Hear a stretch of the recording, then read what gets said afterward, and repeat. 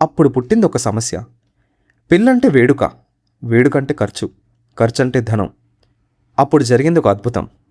జగన్నాథుడు లోకాలకు సంపదలిచ్చేవాడు తన పెళ్లి కోసం కుబేరుడి దగ్గర అప్పు తీసుకున్నాడు. ఎందుకో తెలుసా? ఈ కథ మనకి చెప్పేది ఇదే. ప్రేమంటే అధికారం కాదు, బాధ్యతని. అలా మంగళవాయిద్యాల మధ్య, వేదమంత్రాల మధ్య, దేవతల సాక్షిగా శ్రీనివాసుడు పద్మావతి చెయ్యబట్టాడు. అది ఒక పెళ్లి కాదు, లక్ష్మి మరియు నారాయణుల కలయిక. ఒక వరుడు తన వధువుని పొందలేదు, వైకుంఠం తన హృదయాన్ని మళ్ళీ పొందింది.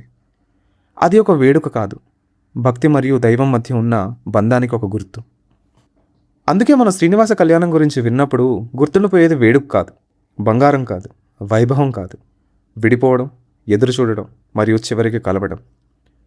కొన్ని పెళ్ళిళ్ళు చరిత్రలు నిలుస్తాయి, కానీ శ్రీనివాస కళ్యాణం అది కాలాన్ని దాటిన ప్రేమ, భక్తిని దాటిన అనుభూతి, ఇంకా కొనసాగుతున్న ఒక డివైన్ స్టోరీ. అందుకే ఈ రోజుకు కూడా తిరుమల కొండపై జరిగిన ఆ కళ్యాణం గురించి వినగానే మనసులో ఒక తెలియని ఆనందం కలుగుతుంది. ఎందుకంటే కొన్ని కథలు పురాణాల్లో మాత్రమే ఉండవు, భక్తుల హృదయాల్లో నిత్యం జీవిస్తూనే ఉంటాయి.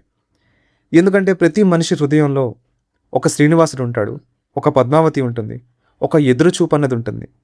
అందుకే ఈ కథ యుగాలు మారినా, మనసులు మారినా ఎప్పటికీ పాతపడదు. జయ గోవింద.